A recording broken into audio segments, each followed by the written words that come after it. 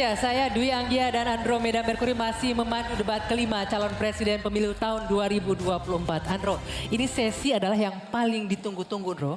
Karena ini adalah sesi tanya jawab antar capres dan saling menanggapi serta saling berinteraksi. Ini yang paling seru, Dwi Anggia. Kami juga terima kasih kepada para pendukung yang sudah memberikan apresiasi, yang mau bekerja sama menaati tata tertib yang sudah kita sepakati bersama, Anggia. Betul. Kita langsung saja undang kembali calon presiden untuk naik ke atas podium, ke atas panggung, menuju ke podium masing-masing. Ya. Kami ingatkan bagi calon presiden, pertanyaan harus sesuai dengan tema pendidikan, kesehatan, ketenaga kerjaan, kebudayaan, teknologi informasi, kesejahteraan sosial, dan inklusi. Dan kami mohon jika ada singkatan atau terminologi asing harus dijelaskan terlebih dahulu. Baik, langsung saja kesempatan pertama untuk segmen ini akan kita berikan langsung capres nomor urut 2, Bapak Prabowo Subianto untuk bertanya ke capres nomor urut 3, Bapak Ganjar Pranowo. Bapak, waktunya 1 menit dimulai dari Anda berbicara. Silakan. Pak Ganjar, kita mengetahui masalah yang sangat penting dihadapi bangsa kita adalah bahwa banyak sekali anak-anak kita yang kurang gizi, stunting. Saya ingin bertanya apakah Bapak setuju dengan gagasan saya untuk memberi makan bergizi untuk seluruh anak-anak Indonesia untuk mengatasi masalah stunting dan menghilangkan kemiskinan ekstrim dan juga mengurangi angka kematian ibu-ibu pada saat melahirkan. Terima kasih. Masih ada waktunya? Cukup? Cukup, baik. Silakan Pak Ganjar untuk menanggapi pertanyaan dari Pak Prabowo. Waktunya 2 menit dimulai dari Bapak berbicara. Kalau ngasih makannya kepada anak-anak untuk mencegah stunting, saya sama sekali tidak setuju, Bapak. Karena Bapak terlambat, Pak. Stunting itu ditangani sejak bayi dalam kandungan, Pak. Ibunya yang dikasih gizi. Kalau kemudian gizinya baik, mereka lakukan cek rutin, ya, maka akan ketahuan bahwa dia, ibunya sehat, anaknya pertumbuhannya dilihat. Kalau Bapak ngasih gizi kepada ibu hamil, itu baru setuju Pak saya, Pak. Nah, nanti setelah itu dia akan lahir, ibunya selamat karena diperiksa. Tadi Bapak sampaikan udah bagus Pak tadi pertama Pak. AKB akan turun, kemudian indeks kita akan bagus, anaknya akan tumbuh. Kalau sudah lahir dan tumbuh, mungkin bukan stunting Pak itu gizi buruk. Kalau gizi buruk Bapak mau memperbaiki boleh. Jadi jangan sampai confuse antara stunting dan pemberian makan Pak. Jadi makannya jangan banyak-banyak, nanti kekenyangan. Jangan sampai nanti terjadi obesitas. Ini lebih bahaya lagi nanti. Itu kira-kira yang bisa dilakukan. Jadi mengatasi stunting sejak ibu hamil, bahkan bisa dicegah pada saat anak-anak kita mau menikah Pak. Periksa kesehatan si calon pengantin perempuan, laki-lakinya juga, maka dia siap menikah. Ya, maka jangan menikah dini. Baru hamil, periksa rutin, kasih gizi, insya Allah Pak, itu akan melahirkan bayi-bayi yang sehat, yang kuat, dan kemudian kalau itu kurang gizi, baru Bapak benar tadi Pak. Kasih gizi yang baik agar anak-anak tidak kurang gizi dan dia tumbuh cerdas. Mudah-mudahan menjawab ini Pak. Terima kasih Pak. Waktunya? Cukup. Cukup? Baik, silakan Pak Prabowo untuk menanggapi jawaban dari Pak Ganjar. Waktunya 1 menit dimulai dari Bapak berbicara. Sebetulnya yang saya sampaikan ya persis itu. Jadi kita belum. Kita beri program kita beri makan ibu yang sedang hamil. Kita beri bantuan gizi ibu yang sedang hamil karena dia mengandung 9 bulan. Tapi memang stunting itu karena kurang gizi Pak Ganjar. Itu karena ibu dan karena dianya juga kurang gizi, dia stunting. Dan itu terjadi di seluruh bagian dari Indonesia yang saya ketemukan anak-anak umur 10 tahun, badannya seperti anak umur 4 tahun. Jadi kita harus intervensi, kita harus kasih bantuan makan dan juga ini mengurangi kemiskinan. Karena banyak sekali rakyat kita yang penghasilannya hanya 1 juta rupiah sebulan. Jadi kalau tidak dibantu makan anak-anaknya sangat berat hidupnya. Terima kasih. Ya, cukup waktunya ya. Baik, selanjutnya kami persilakan Pak Ganjar untuk menanggapi jawaban dari paslon nomor 2. Waktunya 1 menit, silakan dari sekarang. Jadi maksudnya Bapak mengkoreksi pertanyaan Bapak ke saya ya tadi ya? Tidak. Pak? Oh tidak? Oke. Bapak setuju atau tidak dengan Pak Prabowo, makan siang? mohon ditahan. Saya izinkan kok nggak Berbicara apa-apa. di waktunya Biar kita saja nanti. berdebat. Karena beliau tidak mengoreksi, saya ingatkan aja pertanyaannya. Bapak mau kasih makan untuk mencegah stunting buat anak-anak. Terlambat Pak itu. Maka saya sampaikan Pak, kalau Bapak mau mencegah stunting Pak, sekali lagi Pak, perhatikan proses menikah Pak. Mulai dari mereka remaja ya, dan kemudian Bapak mesti lihat Pak, perempuan Indonesia, remaja Indonesia itu sebagian besar anemia Pak. Perhatikan itu dulu. Kalau itu sudah, maka dia menikah, perhatikan usianya. 19 tahun usia hari ini adalah menjadi ukuran di mana mereka akan sehat secara mental dan secara fisik. Kalau itu sudah Pak, diperiksakan semua ke dokter, ke rumah sakit dan rutin, itu akan terjaga dengan gizi yang baik yang ada di sana. Itu pendapat saya. Cukup. Waktunya habis Bapak. Terima kasih Pak Ganjar. Mohon tenang hadirin sekalian. Sekarang kita ke calon presiden nomor urut 1. Maksud kami nomor urut 3, Bapak Ganjar Pranowo. Bertanya ke calon presiden nomor urut 1, Bapak Anies Baswedan. Waktu Pak Ganjar 1 menit dimulai saat Bapak berbicara. Pak Anies, lagi rame kita mau tanya soal bansos. Karena menurut saya bansos ini adalah kewajiban negara dan rakyat berhak mendapatkannya. Tapi kita punya problem.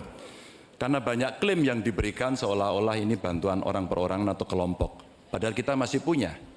Ada data yang tidak valid, ada cara penyampaian yang tidak benar, ada protes yang kemudian tidak terverifikasi atau terrespon dengan baik. Ini yang menjadi pertanyaan saya kepada Pak Anies adalah, menurut Pak Anies kira-kira bagaimana tata kelola bansos agar 1, tidak saling klaim, 2, bisa tepat sasaran, 3, tidak menimbulkan kecemburuan-kecemburuan, sehingga inilah satu harapan yang betul-betul bisa diterima oleh rakyat. Silakan. Masih ada waktu Bapak? Cukup. Kami persilakan calon presiden nomor urut 1, Bapak Anies Baswedan, menjawab pertanyaan yang disampaikan oleh calon presiden nomor urut 3, Bapak Ganjar Pranowo. Waktu Bapak Anies 2 menit dimulai saat Bapak berbicara. Ya, terima kasih Pak Ganjar. Pertama, kita harus menyadari bahwa yang disebut sebagai bansos adalah bantuan untuk si penerima, bukan bantuan untuk si pemberi. Karenanya, dia diberikan sesuai dengan kebutuhan si penerima. Kalau penerimanya membutuhkan bulan ini, ya diberi bulan ini. Kalau dibutuhkannya 3 bulan lagi, ya 3 bulan lagi. Tidak usah dirapel semuanya. Okay? Dijadikan sebagai sesuai kebutuhan. Yang nomor 1 yang itulah yang disebut sebagai bansos tanpa pamrih.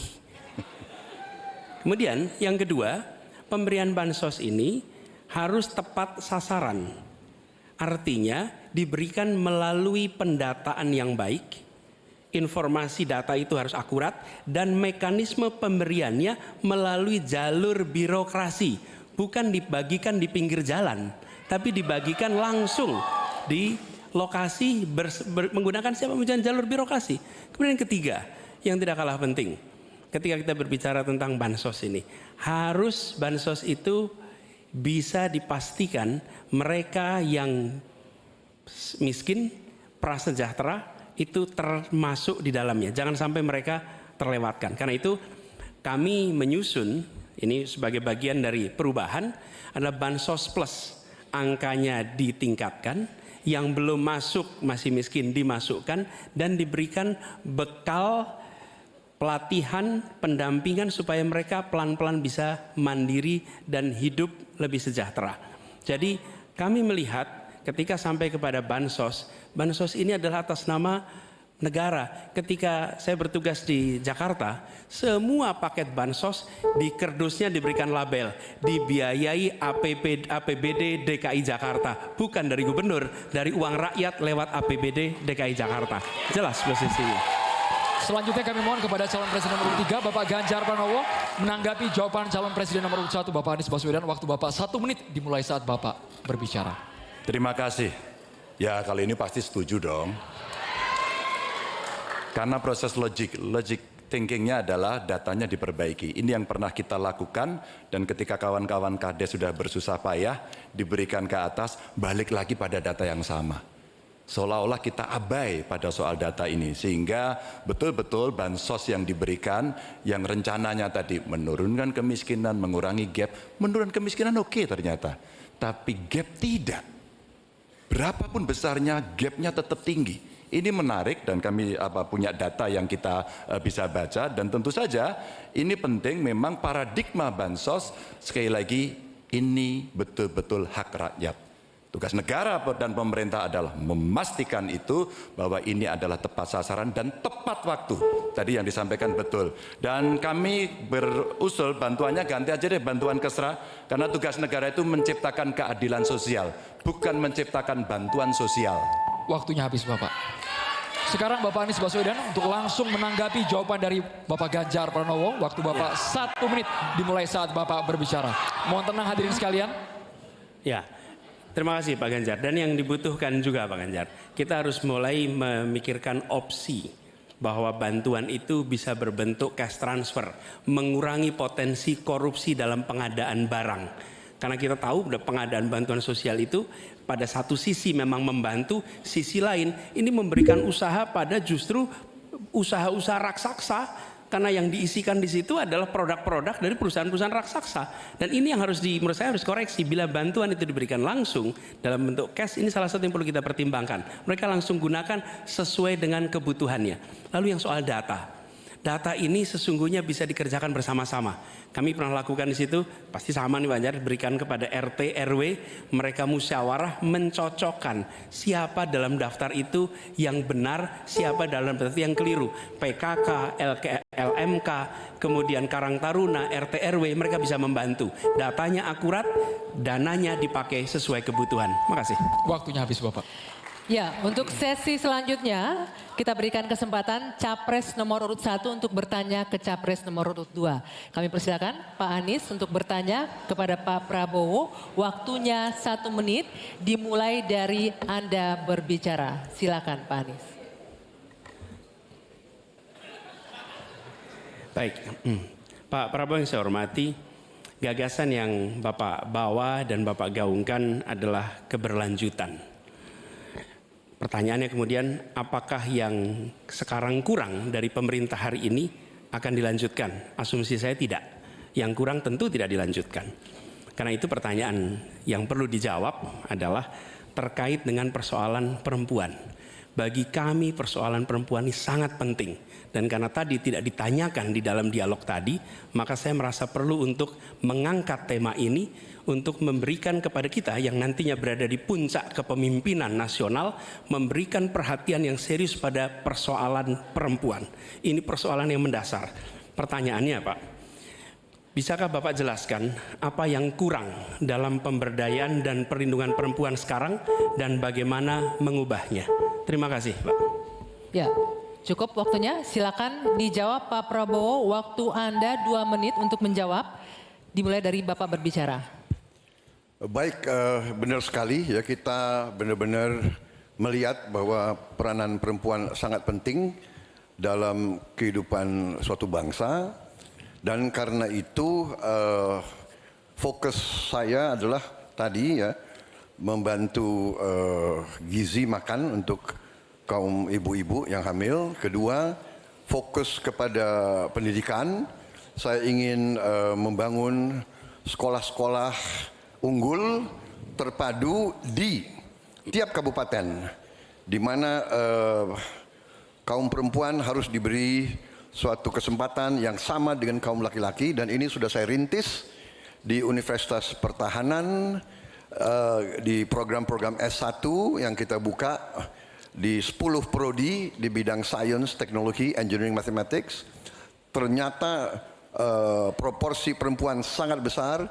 Juga di Politeknik Vokasi di Atambua yang kita buka, justru perempuan lebih besar dari laki-laki di mahasiswa dan mahasiswinya. Jadi memang benar ini kita harus memberi kesempatan terutama melalui pendidikan dan pelayanan kesehatan. Ini saya kira sangat-sangat penting. Kita harus kurangi secara drastis angka kematian ibu yang kita termasuk 10 negara tertinggi angka kematian ibu pada saat melahirkan. Jadi saya kira upaya-upaya untuk kesetaraan gender sangat penting. Juga di bidang politik kita melihat kaum perempuan sudah sangat mengambil peran yang sangat menonjol, dan saya akan mendorong peranan itu di pemerintah yang saya pimpin kalau saya dipilih. Terima kasih. Waktunya habis. Saya berikan kesempatan untuk Pak Anies menanggapi jawaban dari Capres nomor urut 2. Waktunya 1 menit. Silakan dimulai dari Bapak berbicara. Ya, terima kasih Pak Prabowo. Tapi mohon maaf, nampaknya Bapak belum menjawab pertanyaan kami.